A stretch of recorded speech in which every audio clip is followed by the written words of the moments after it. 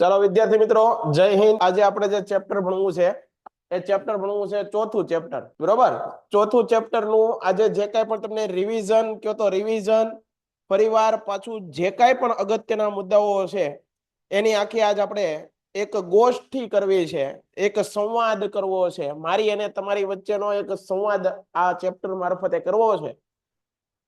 Chapter સરસ મજાના છે, એક પછી એક ચેપ્ટરના તમને પ્રશ્ન આપતો જાઉં છું। પ્રશ્ન પરીક્ષામાં કેવી રીતે પૂછાય છે, કયા વિભાગમાં પૂછાય છે, તમામ પ્રકારની માહિતી આપણે લેતા થયા છીએ। આપણે આજે આજના ચેપ્ટરની શરૂઆત કરીએ। કાલે ત્રીજું ચેપ્ટર પૂરું કર્યું। કેટલામું ચેપ્ટર પૂરું કર્યું? ત્રીજું। આજે જે આપણે જે ચેપ્ટરની ચર્ચા કરવી છે એ છે પ્રકરણ 4, ભારતનો સાહિત્યક વારસો, બરોબર। આ ચેપ્ટર માંથી સાહેબ અમને કેટલા માર્ક્સ નું પૂછાઈ શકે, કેવા કેવા પ્રશ્ન પૂછાઈ શકે એની ચર્ચાઓ કરીએ। તો આ ચેપ્ટર કુલ માર્ક્સ 4 છે। એની અંદર વિદ્યાર્થી મિત્રો આ 1 માર્ક છે એ સેક્શન એ એટલે કે વિભાગ એ નો છે। કેનો છે? સેક્શન એ એટલે કે વિભાગ એ માંથી 1 માર્ક, વિભાગ એ 1 માર્ક નો। વિભાગ એમાં એક પ્રશ્ન હશે ચોથા ચેપ્ટર માંથી, જ્યારે વિભાગ સી ની અંદર 3 માર્ક નો એક પ્રશ્ન હશે। શું હશે? વિભાગ સી ની અંદર 3 માર્ક નો એક પ્રશ્ન ચોથા ચેપ્ટર માંથી હશે। 3 માર્ક નો 3 માર્ક્સ નો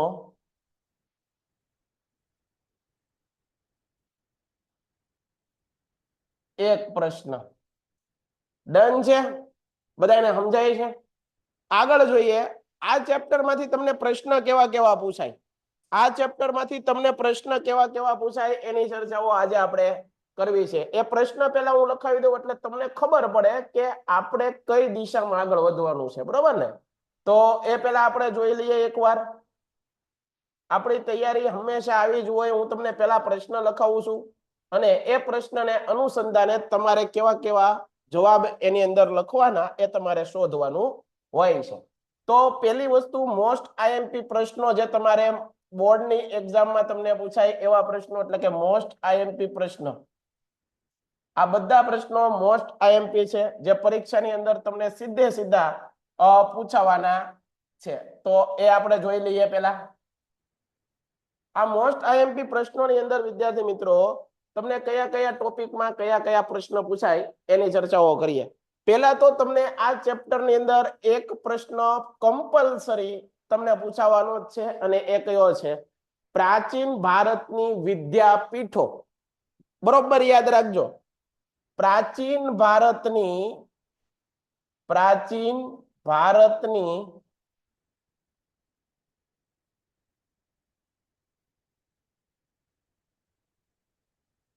પ્રાચીન ભારતની વિદ્યાપીઠો, કયો પ્રશ્ન એક પૂછાવાનો છે? પ્રાચીન ભારતની વિદ્યાપીઠો, આમાંથી એક પ્રશ્ન હશે। આ પ્રાચીન ભારતની વિદ્યાપીઠો સાહેબ તમે કહી દીધું। આ પ્રાચીન ભારતની વિદ્યાપીઠોની અંદર કેટલી વિદ્યાપીઠો કરવાની, કેટલી વિદ્યાપીઠો અમારે કરીને જવાની છે? તો કે ભાઈ પ્રાચીન ભારતની વિદ્યાપીઠોની અંદર તમારે મુખ્યત્વે મોસ્ટ આઈએમપી હોય તો એની અંદર પહેલી છે તક્ષશિલા વિદ્યાપીઠ। કઈ? તક્ષશિલા વિદ્યાપીઠ, આ તમારે પાકી કરીને જવાનું છે। બીજી વસ્તુ તમારે પાકી કરવાની છે નાલંદા વિદ્યાપીઠ। અને પછી જો તમને એવું લાગે કે નહીં સાહેબ અમારે આ ચેપ્ટર તો બહુ જ અમને આવડે છે, બરોબર, અમારે કાંઈ બાકી નથી રાખવું, તો તમારે વલભી વિદ્યાપીઠ કરવાની। બાકી પેલા કઈ કરવાની? આ 2 વિદ્યાપીઠ તો ફરજિયાત કરવાની છે। જો આ 2 વિદ્યાપીઠ ફરજિયાત કરવાની છે અને આ વલભી વિદ્યાપીઠ મેં તમને બીજી પેનથી લખી દેખાડી, સમય મળે તો તમારે કરવાનો। આગળનો પછી પ્રશ્ન જુઓ તમે, એના પછીનો પ્રશ્ન નંબર 2, બરોબર। પ્રશ્ન નંબર 2 ની અંદર ભારતના એપિક એટલે કે મહાકાવ્યો, ભારતના મહાકાવ્યો અથવા એપિક મહાકાવ્યો,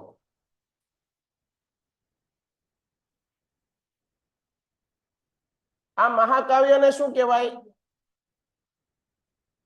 એપિક કહેવાય. મહાકાવ્યને શું કહેવાય? એપિક કહેવાય. બરોબર સમજજો, મહાકાવ્યને શું કહેવાય ભાઈ? એપિક.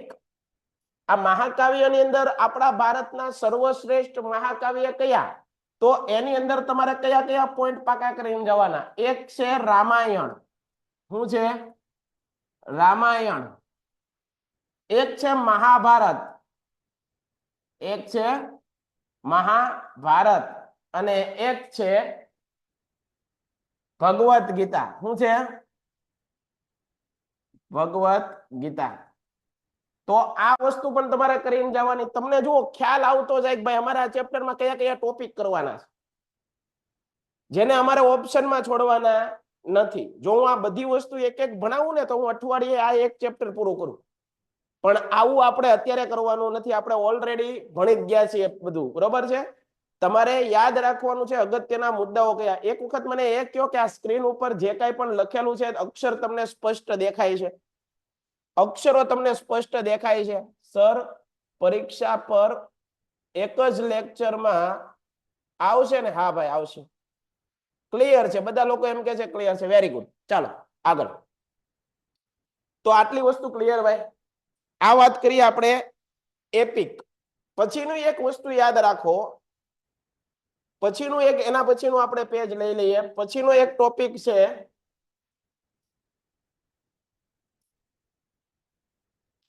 બે પ્રશ્ન કર્યા ભાઈ દિવ્યરાજ. પછી એક પ્રશ્ન આવે છે, ત્રીજો પ્રશ્ન, વૈદિક સાહિત્ય. શું આવે? વૈદિક સાહિત્ય. વૈદિક સાહિત્ય. બરોબર ધ્યાન રાખજો. વૈદિક સાહિત્યની અંદર સાહેબ શું આવે?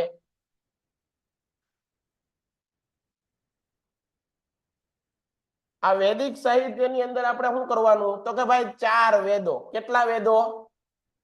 4 વેદ યાદ રાખવાના છે. 4 વેદ આપણે પાકા કરવાના છે.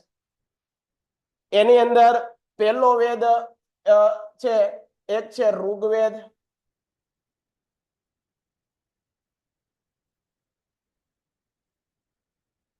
એક છે યજુર્વેદ. એક છે સામવેદ.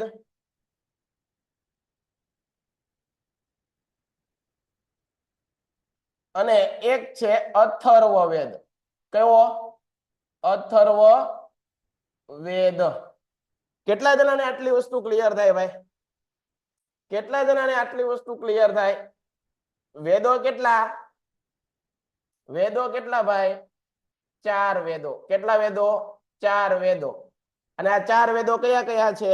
તો કે ભાઈ એક છે ઋગ્વેદ, એક છે યજુર્વેદ, એક છે સામવેદ અને એક છે અથર્વવેદ. સાહેબ આ ઋગ્વેદ એટલે કેવો? તો ઋગ્વેદ એટલે સાહેબ ઋચાઓનો વેદ છે. એમાં તમને એક વસ્તુ અહીંયા પૂછાય છે કે ભાઈ સામવેદ. સામવેદમાંથી પરીક્ષામાં કેવા પ્રશ્ન પૂછાય? સામવેદમાંથી કેવા પરીક્ષામાં પ્રશ્ન પૂછાય? તો કે ભાઈ સંગીતની ગંગા તરીકે કયો વેદને ઓળખવામાં આવે? સંગીતની ગંગા. અથવા સંગીતની ગંગોત્રી તરીકે કયો? સંગીતની ગંગોત્રી તરીકે કયો વેદ ઓળખવામાં આવે?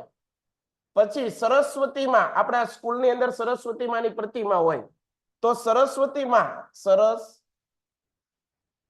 માના ખોળામાં કયો ગ્રંથ હોય છે? ખોળામાં કયો ગ્રંથ હોય? સામવેદ. કેટલા પ્રશ્નો આવડે? સંગીતની ગંગા, સંગીતની ગંગોત્રી તરીકે કયો વેદ ઓળખાય છે? આ લોકો મને સર એસએસ લેવા દો, પેલા સ્ક્રીનશોટ લેવા દો. સર વોઇસ ક્લિયર નથી આવતો. કેટલા જણાને વોઇસ ક્લિયર નથી આવતો?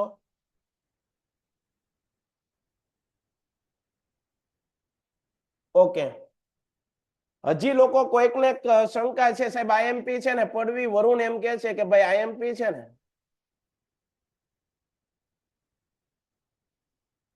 અહીંયા ધ્યાન આપો. યજુર્વેદ એટલે કેવો વેદ? યજ્ઞનો વેદ. યજ્ઞનો વેદ. પેલાના સમયમાં ઋષિ મુનિઓ યજ્ઞ કરાવતા. રાજસુ યજ્ઞ અને પુત્ર કામેષ્ટિ યજ્ઞ અને વાજપેયી યજ્ઞ અને સમજાય છે? તો આ યજ્ઞનો વેદ. ઋગ્વેદ એટલે કેવો? તો કે ભાઈ ઋચાઓ ધરાવતો વેદ છે, ઋચાઓનો વેદ.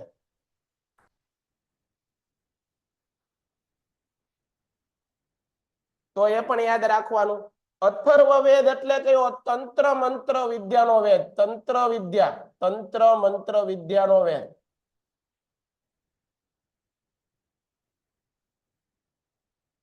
વિદ્વાનો આ વેદને વેદ તરીકે સ્વીકારતા નથી. વેદ તરીકે સ્વીકારતા નથી. કોણ નથી સ્વીકારતું? વિદ્વાનો. સમજાય છે? યાદ રહેશે? આટલી વસ્તુ તમને વૈદિક સાહિત્યની અંદર ખબર હોવી જોઈએ. પછીનો એક પ્રશ્ન તમને મારે જે કેવો છે, એ કયો પ્રશ્ન છે? આ વાત કરી 3 પ્રશ્ન. ત્રીજા પ્રશ્ન પછી ચોથો પ્રશ્ન તમને પરીક્ષામાં પૂછાય એવો, મોસ્ટ આઈએમપી બોર્ડની એક્ઝામ માટે. ગુપ્ત યુગને શા માટે ભારતનો સુવર્ણ યુગ કહેવામાં આવે છે? પરીક્ષામાં આ પ્રશ્ન પૂછાય. ગુપ્ત યુગને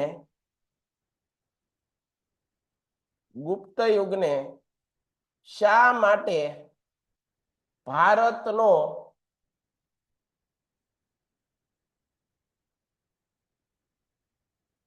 સુવર્ણ યુગ, શું કીધું ભાઈ? સુવર્ણ યુગ કહેવામાં ગુપ્ત યુગને શા માટે ભારતનો સુવર્ણ યુગ કહેવામાં આવે છે? યાદ રહી ગયું એટલી વસ્તુ તમને? તો આ પ્રશ્નો સાહેબ હું તમને અહીંયા થોડીક ટ્રીક આપી દઉં કે ભાઈ ગુપ્ત યુગને શા માટે ભારતનો સુવર્ણ યુગ કહેવામાં આવે છે, તમને સમજાવું.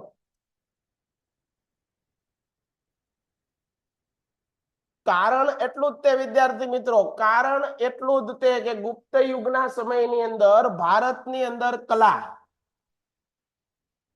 કલા, વિજ્ઞાન, સ્થાપત્ય, પછી સાહિત્ય, બરોબર, વગેરેનો વિકાસ થયો હતો. શું થયો હતો? વગેરેનો વિકાસ થયો હતો. આથી ગુપ્ત યુગને શું કહેવાય છે? ભારતનો સુવર્ણ યુગ. આવો જ એક સુવર્ણ યુગ ગુજરાતમાં આવ્યો હતો અને એ છે સોલંકી. સોલંકી યુગને ગુજરાતનો સુવર્ણ યુગ કહેવાય. શા માટે?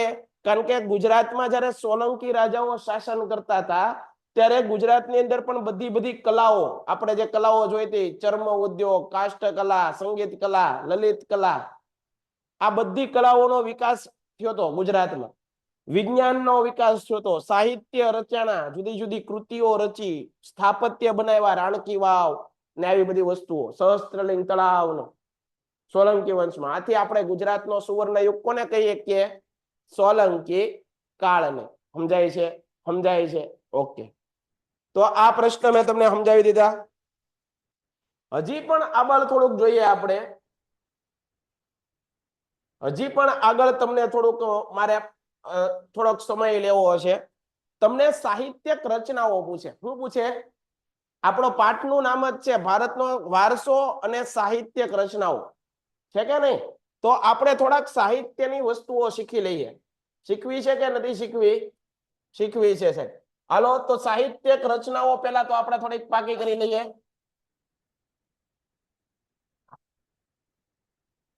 આ સાહિત્યક રચનાઓની અંદર તમે અહીંયા લખતા જાઓ તમારી બુકની અંદર.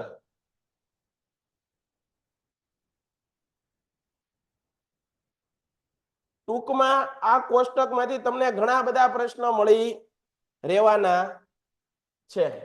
જુઓ, સાહિત્યક વારસો, અહીંયા લખો, હેડિંગ મારો, સાહિત્યક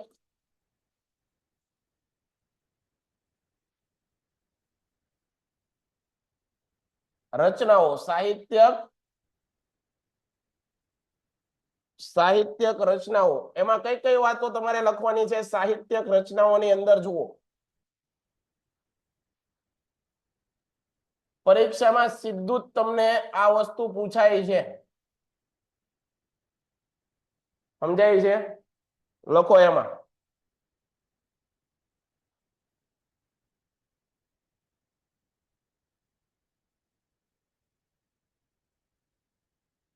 રામાયણ. રામાયણની રચના કોણે કરી? પેલા તો એ તમને આવડવી જોઈએ. રામાયણની રચના કોણે કરી? પછી તમિલ ભાષામાં રામાયણની રચના કોણે કરી? તમિલ ભાષામાં.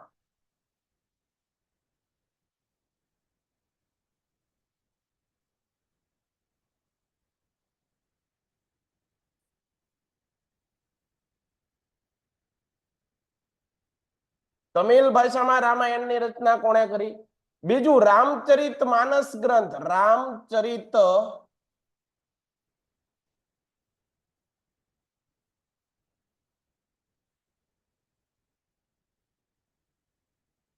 ગ્રંથની રચના કોણે કરી? તો જો રામાયણ વિશેના કેટલા તથ્યો તમને અહીંયા સમજાઈ ગયા. કેટલી વસ્તુ. રામાયણની રચના કોણે કરી? મહર્ષિ વાલ્મીકી. કોણે કરી? મહર્ષિ વાલ્મીકી. તમિલ ભાષામાં રામાયણની રચના કોણે કરી? કવિ કંબલ. કોણે કરી? કંબલ. પરીક્ષામાં પૂછાય છે. રામચરિત માનસની રચના કોણે કરી? ગોસ્વામી તુલસીદાસ. ગોસ્વામી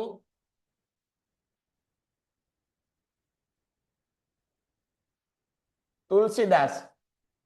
બરોબર. મહાભારતની રચના કોણે કરી? મહર્ષિ વેદવ્યાસ. મહાભારતની રચના કોણે કરી? મહાભારત.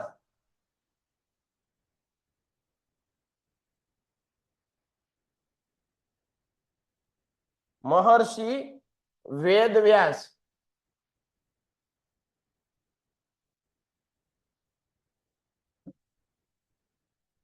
ડન છે.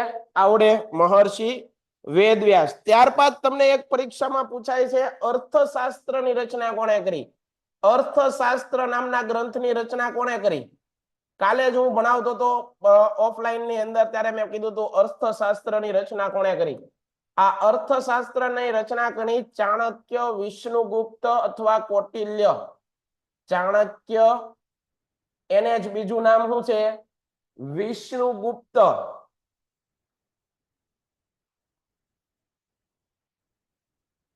અથવા તો એને શું કહેવાય? કૌટિલ્ય. ત્યારબાદ બૌદ્ધ સાહિત્ય ગ્રંથો. તમને પરીક્ષામાં આમાંથી પણ પ્રશ્ન પૂછાય. બૌદ્ધ સાહિત્ય.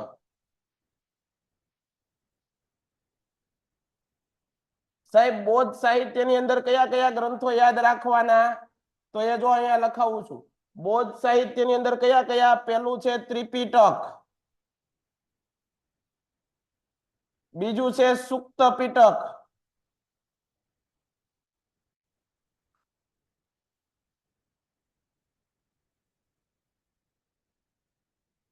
સુક્ત પિટક. ત્રીજું છે વિનય પિટક.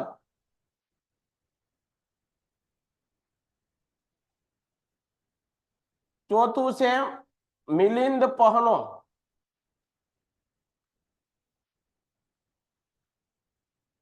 પાંચમું છે પંચશીલ અને વ્રત પાલન.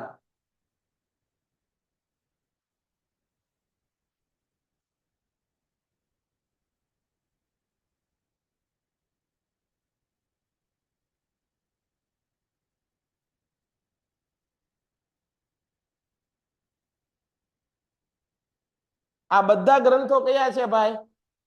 આ બધા કયા ગ્રંથો છે? બૌદ્ધ ગ્રંથો છે. કયા ગ્રંથો છે? બૌદ્ધ ગ્રંથો. એની અંદર તમારે ત્રણ જ યાદ રાખવાના: ત્રિપિટક, સુક્ત પિટક અને વિનય પિટક. ઓકે, આગળ.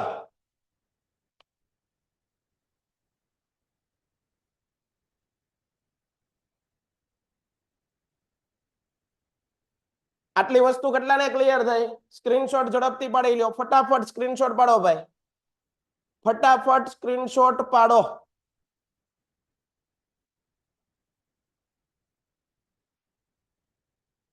આની સાથે સાથે એક અહીંયા જગ્યા છે, તો અહીંયા લખી નાખો સાથે.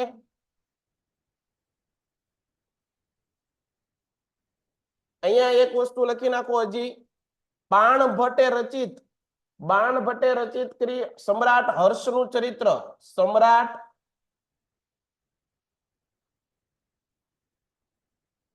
હર્ષ ચરિત્ર નામનો ગ્રંથ કોણે લખ્યો? હર્ષચરિત નામનો ગ્રંથ કોણે લખ્યો? બાણ ભટ્ટે. શું લખ્યો? કોણે લખ્યો? બાણ ભટ્ટે. ઉપરાંત કાદંબરી કાદંબરી કાદંબરી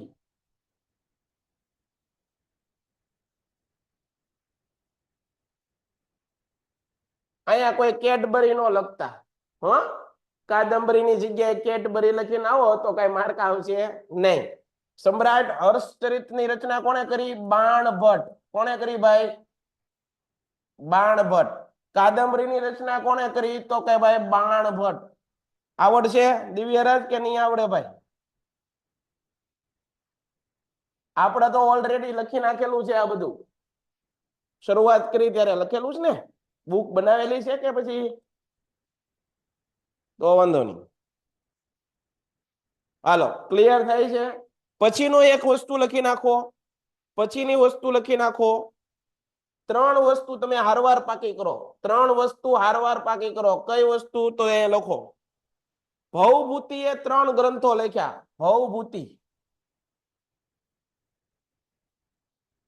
ભવભૂતિ નામના કવિ થયા. એને ત્રણ ગ્રંથો લખ્યા. કેટલા ગ્રંથો? ત્રણ ગ્રંથો. ભાઈ કયા કયા ત્રણ ગ્રંથો? તો એ તમને પરીક્ષામાં પૂછાય છે. મહાવીર ચરિતમ, મહાવીર ચરિતમ, ઉત્તરામ ચરિતમ,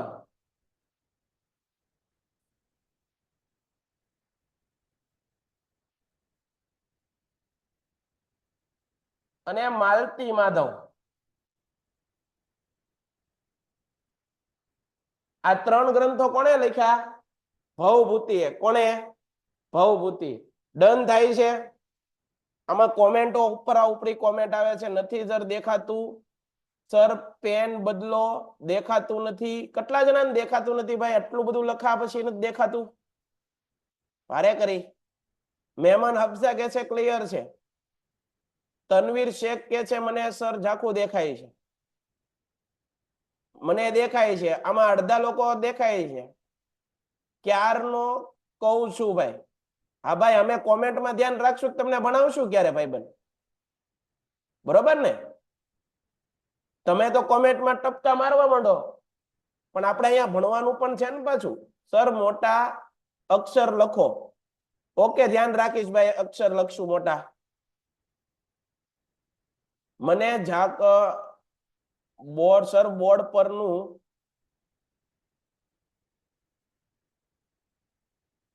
જન્નત કોઈને નથી દેખાતું ભાઈ. આમાં કોઈને આ બધી વસ્તુ દેખાતી નથી. ઓકે વાંધો નહીં ભાઈ. તો આપણે લખવાનું રહેવા દઈએ, વાંચવાનું રાખીએ. બરોબર? આટલી વસ્તુ તમે ક્લિયર કરી લ્યો. એકવાર સ્ક્રીનશોટ પાડી લ્યો.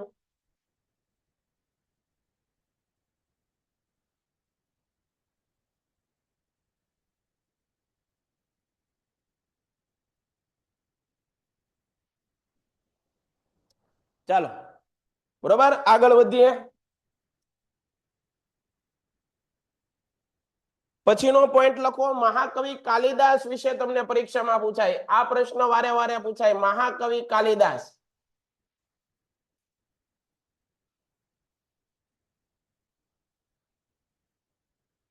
મહાકવિ કાલિદાસ વિશે પરીક્ષામાં તમને વારે વારે પૂછાય છે.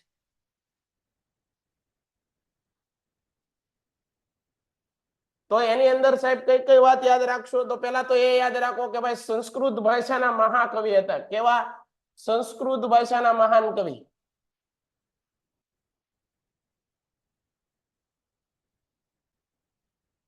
સંસ્કૃત ભાષાના મહાન કવિ હતા. બરોબર? કોના સમયમાં હતા? તો ગુપ્ત યુગના રાજા. ગુપ્ત યુગમાં થઈ ગયા. કયા યુગમાં થઈ ગયા? ગુપ્ત યુગ.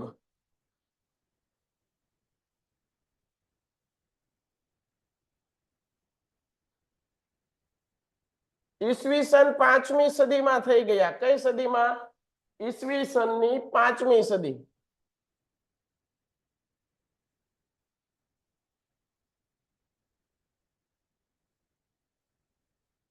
બરોબર? ગુપ્ત યુગના રાજા હતા ચંદ્રગુપ્ત બીજા, ચંદ્રગુપ્ત દ્વિતીય. આ ચંદ્રગુપ્ત બીજાના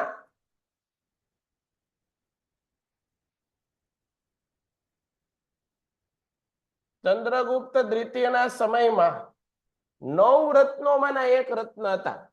એના સમયમાં 9 રત્નો હતા. પોતાના દરબારની અંદર 9 રત્નો એટલે 9 મહાનુભાવો હતા. કાલિદાસ, વરુરુચિ, વરામીર, વરુરુચિ, આર્યભટ્ટ, વેતાલ ભટ્ટ, બરોબર. આવા 9 મહાન વિભૂતિઓ બેઠતા એના રાજ દરબારમાં. રાજા બેઠા હોય સામે એની સભામાં 9 રત્નો બેઠતા, બરોબર. એમાંના એક કોણ હતા? કાલિદાસ. કોણ હતા? કાલિદાસ. 9 રત્નોમાંના એક રત્ન હતા. 9 રત્નોમાંના એક રત્ન હતા, બરોબર. ભારતના શેક્સપિયર તરીકે ઓળખાય. કાલિદાસને શું ઓળખાય? ભારતના શેક્સપિયર. અંગ્રેજી ભાષાના મહાન કવિ થઈ ગયા વિલિયમ શેક્સપિયર, ઓથેલો, હેમિલ્ટન, આવા મોટા મોટા મહાન નાટકોની રચનાઓ કરી. એમ ભારતની અંદર સારા સારા નાટકો, સારી સારી કૃતિઓની રચના કોણે કરી છે? કાલિદાસે. એટલે ભારતના શેક્સપિયર તરીકે કોને ઓળખવામાં આવે? કાલિદાસ. ભારતના શેક્સપિયર તરીકે કોને ઓળખવામાં આવે છે? કાલિદાસને, બરોબર. હવે આ કાલિદાસની પ્રખ્યાત રચનાઓ કઈ? પ્રખ્યાત રચનાઓ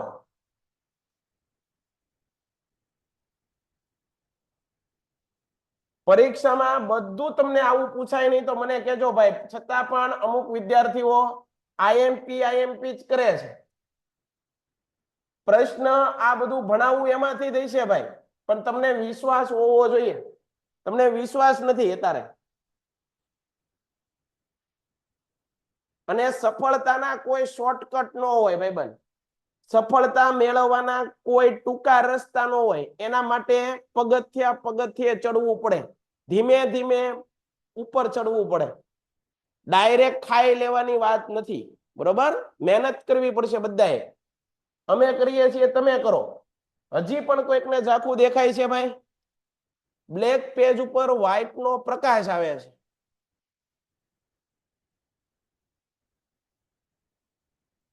એક જ મિનિટ.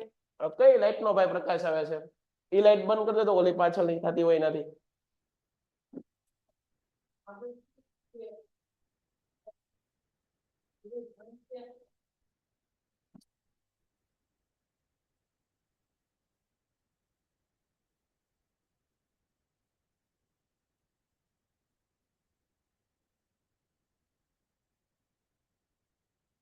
હવે જુઓ તો હવે પ્રકાશ આવે છે ભાઈ. ક્લિયર છે સર? દેખાય છે? હવે જુઓ તો જઈ.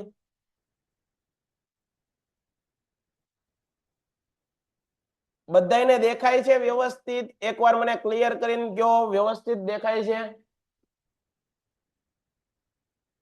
ઓકે. હવે એની પ્રખ્યાત રચનાઓ લખી નાખો. કઈ કઈ પ્રખ્યાત રચનાઓ? તો કે ભાઈ અભિજ્ઞાન શાકુંતલમ,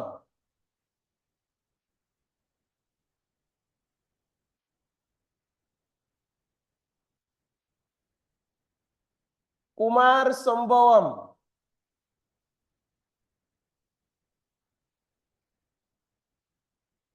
રઘુવંશમ,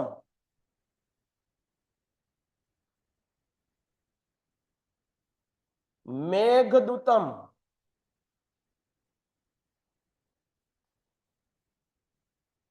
અભિજ્ઞાન શાકુંતલમ, કુમાર સંભવ, રઘુવંશમ, મેઘદૂતમ, ઋતુસંહાર.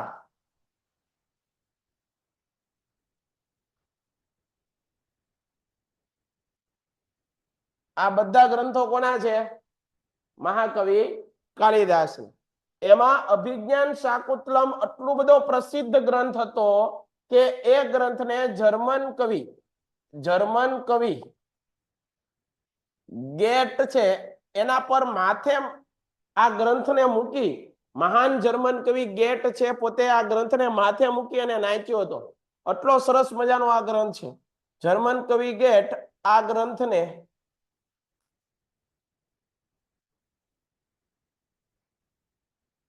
માથે મૂકી અને નાચ્યો હતો.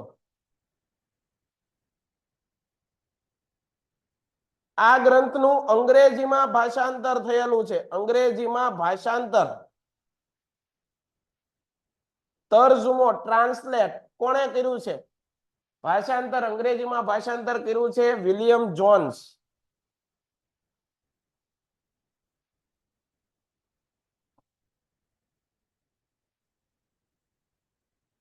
તો આ વિદ્યાર્થી મિત્રો મેં મહાકવિ કાલિદાસ વિશે તમને વાત કરી, બરોબર. આ ઉપરાંત તો ઘણું બધું છે, પણ સમયની મર્યાદાને અનુલક્ષીને મેં તમને જેટલી પણ મારા મગજમાં જે આવતું હતું એ બધું મેં તમને કરાવડાવ્યું, બરોબર છે. આ બધી વસ્તુ તમને કામમાં લાગશે અને લાગશે, પણ તમે જો વ્યવસ્થિત તૈયારી કરશો તો. બરાબર, આગળ વધીએ. હવે ઝડપથી પ્રશ્નોની ચર્ચાઓ કરીએ. આ વસ્તુ જે મેં તમને આઈએમપી પ્રશ્ન દેવાના હતા દઈ દીધા. ફટાફટ આગળ વધીએ. નીચેના વિધાનો સાચા છે કે ખોટા? ઝડપથી તમે મને જવાબ આપવા માંડજો ફટાફટ. ઋગ્વેદ 10 ભાગમાં વહેંચાયેલો એક અદ્ભુત ગ્રંથ છે. વિધાન સાચું છે કે ખોટું? આ વિધાન એકદમ સાચું છે. છેલ્લા મુગલ સમ્રાટ ઔરંગઝેબે ઉર્દુ ભાષાનો કવિ હતો. ઔરંગઝેબ ઉર્દુ ભાષાનો કવિ હતો નહીં. આ વિધાન કેવું છે? ખોટું. કબીરની રચનાઓ મુખ્યત્વે ભોજપુરી બોલીમાં છે. કબીરની રચનાઓ મુખ્યત્વે ભોજપુરી બોલીમાં છે. વિધાન સાચું છે ખોટું? વિધાન ખોટું છે. કેવું છે? ખોટું. મહર્ષિ વાલ્મીકી સંસ્કૃત ભાષાના મહાન વ્યાકરણ શાસ્ત્રી હતા. વ્યાકરણ શાસ્ત્રી કીધું, સંસ્કૃત ભાષાના કવિ હતા એવું કીધું હોય તો સાચું, પણ વ્યાકરણ શાસ્ત્રી તો કોણ હતા? સંસ્કૃત ભાષાના વ્યાકરણ શાસ્ત્રી કોણ હતા? પાણીની. કોણ? પાણીની. આ પાણીની એક ગ્રંથ લખ્યો, એનું નામ છે અષ્ટાધ્યાયી. હા કે ના? આ અષ્ટાધ્યાયી ગ્રંથ છે 8 ભાગમાં વહેંચાયેલો છે. 8 ભાગમાં. આ ઉપરાંત પાણીનીએ પાણીની સૂત્ર નામનો ગ્રંથ લખ્યો, પાણીની સૂત્ર. અને સંસ્કૃત વ્યાકરણના પિતા તરીકે ઓળખાય. સંસ્કૃત વ્યાકરણના પિતા.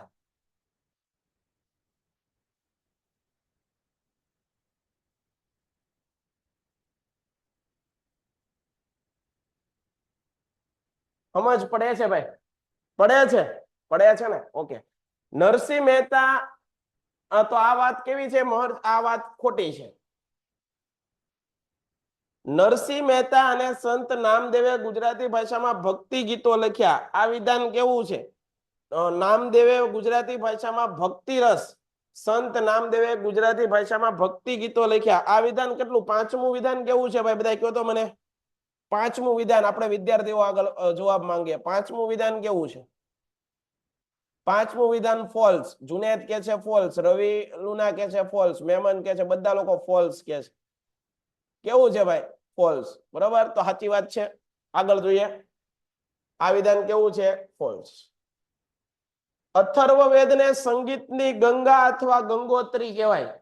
હાવ ખોટું. મેં આગળ જ તમને હમણાં કીધું હતું, સંગીતની ગંગા અથવા ગંગોત્રી કોને કહેવાય? સામવેદ. આગળ. અમીર ખુશરો ભારતને પૃથ્વી પરનું સ્વર્ગ માનતો. વિધાન સાચું છે. કેવું છે? સાચું છે. રામાયણ મહાભારત કરતા ઘણું નાનું મહાકાવ્ય છે. ઘણું નાનું મહાકાવ્ય છે. એકદમ સાચું. રામાયણની અંદર જુઓ કેમ નાનું છે. રામાયણની અંદર 24,000 શ્લોક છે. કેટલા? 24,000. મહાભારતની અંદર કેટલા છે? 1,00,000 શ્લોક છે. કેટલા? તો સ્વાભાવિક છે કે રામાયણ મહાભારત કરતા ઘણું નાનું છે. પ્રારંભિક બૌદ્ધ સાહિત્ય તમિલ ભાષામાં લખાણું. બૌદ્ધ સાહિત્ય છે ને, બૌદ્ધ ગ્રંથો કઈ ભાષામાં લખાણા હતા? પાલી ભાષામાં. કઈ ભાષામાં? પાલી ભાષામાં. તો આ વિધાન કેવું છે? અહીંયા ખોટું. કેટલાને સમજાય? સમજાય છે? આગળ. કબીરની રચનાઓ મુખ્યત્વે સંધુકડી લોકબોલીમાં હતું. આ વિધાન એકદમ સાચું છે. વલ્લભી પૂર્વ ભારતની પ્રસિદ્ધ શિક્ષણ સંસ્થા તક્ષશિલા પાસે સ્પર્ધા કરતી હતી. આ વિધાન કેવી છે? ખોટું છે. અહીંયા કઈ આવે? નાલંદા. અથર્વવેદ યજ્ઞનો વેદ. યજ્ઞ હમણાં જ મેં તમને વેદો ભણાવ્યા, એમાં લખ્યું યજ્ઞનો વેદ કયો છે? યજ્ઞનો વેદ કયો છે? યજુર્વેદ. કયો? આ વિધાન પણ ખોટું છે. જો એકવાર વિદ્યાર્થી મિત્રો તમને ખબર પડી, મારી એક વાત તમને ખબર પડી, મેં તમને આગળ મારું બેઝિક, મારું પાયાનું જ્ઞાન મજબૂત હોય ને ભાઈ, તો તમને પરીક્ષક ગમે ત્યાંથી પ્રશ્ન પૂછે તોડી નાખે એવો જવાબ આવડે. તમને આવડે કે નહીં? આ જો ખરા ખોટામાં વાર લાગી, જવાબ સહિત આવડ્યું. કેમ આવડ્યું? કારણ કે તમે બેઝિક કેવું કર્યું છે, તમારું મજબૂત છે. તમે વસ્તુને સમજ્યા છો કેવી રીતે? પાવરફુલ રીતે સમજ્યા છો. પાયો મજબૂત છે ને વિદ્યાર્થી મિત્રો, તો પ્રશ્ન ગમે ત્યાંથી ગમે એવો પૂછાય, તમને આવડે આવડે અને આવડે. બરોબર. પણ આપણે પહેલેથી જ્યારે ભણવાની શરૂઆત કરીએ ત્યારથી આઈએમપી આપો, આઈએમપી આપો, આઈએમપી, બેઝિક ભણવું નથી, ડાયરેક્ટ આઈએમપી ખાવું છે, તો એ આપણને વિદ્યાર્થી મિત્રો યાદ નહીં રહે. તમે થોડું ઘણું સમજ્યા હશો તો એ વસ્તુ તમને લાંબો સમય સુધી શું રહે? યાદ રહેશે. ડન છે? ખોટું ન લગાડતા. વાત કદાચ તમને કડવી લાગે પણ હશે વાત સાચી. આમાં ઘણા લોકો જે વારે વારે મને કોમેન્ટ કરે છે, એવા વિદ્યાર્થીઓને ખાસ એક નમ્ર વિનંતી છે કે ભાઈ ખોટું નહીં લગાડવાનું, બરોબર? પણ કામની વાત તમને કહું છું, સાચું કહું છું. થોડું ઘણું અત્યારથી બેઝિકમાં પડો, તમે બેઝિક શીખો તો તમને યાદ રહેશે. ડન છે? આગળ જુઓ. દ્રવિડ કુળની સૌથી જૂની ભાષા તેલુગુ ભાષા છે. તમે દ્રવિડ કુળની સૌથી જૂની ભાષા તેલુગુ ભાષા છે. ખોટું. કવિ ચદંબરદાય પૃથ્વીરાજ રાસો હિન્દી સાહિત્યનો પ્રારંભિક ગ્રંથ છે. આ વિધાન સાચી.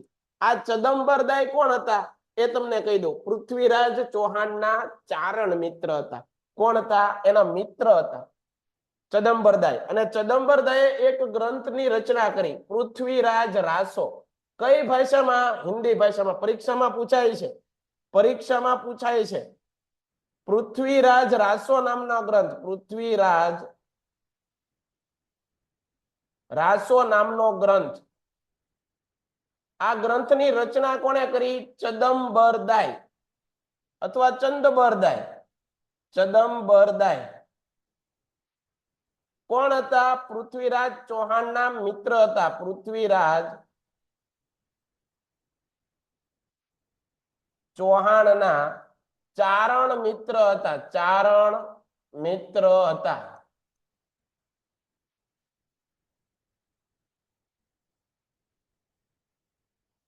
અને એને આ ગ્રંથની રચના કરી. કઈ ભાષામાં? તો કે ભાઈ હિન્દી ભાષામાં કરી. કઈ ભાષામાં? હિન્દી.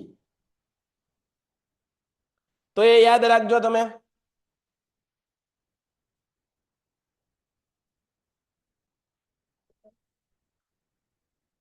બરોબર. હિન્દી ભાષાની અંદર આ ગ્રંથની રચના કરી. ડન છે? તો આ તમને યાદ રાખવું જોઈએ.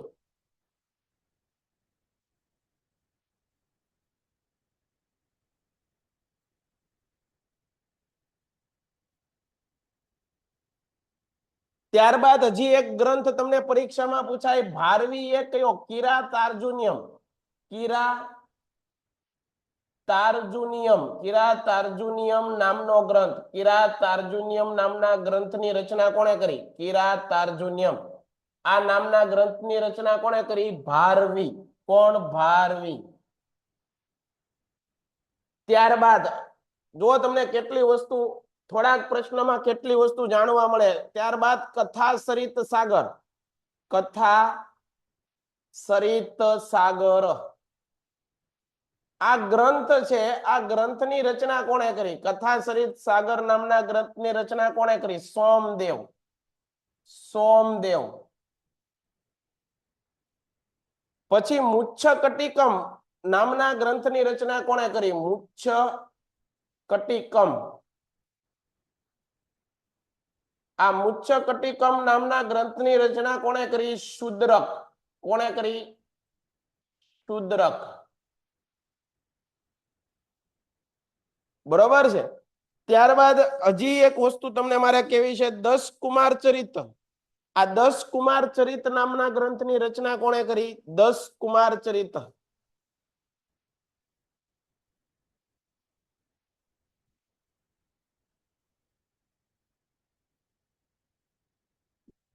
દસ કુમાર ચરિતમ નામના ગ્રંથની રચના કોણે કરી? દંડીએ. કોણે કરી? દંડી નામનો કવિ હતો, એને આ રચના કરી. પછી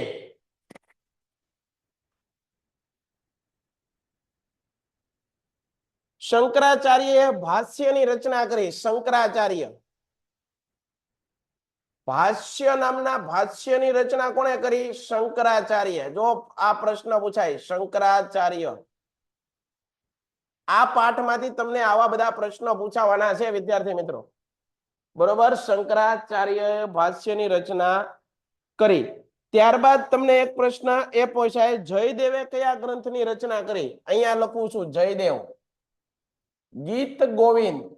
ગીત ગોવિંદ આ ગ્રંથની રચના કોણે કરી? ગીત ગોવિંદ ગ્રંથની રચના કોણે કરી? જયદેવ.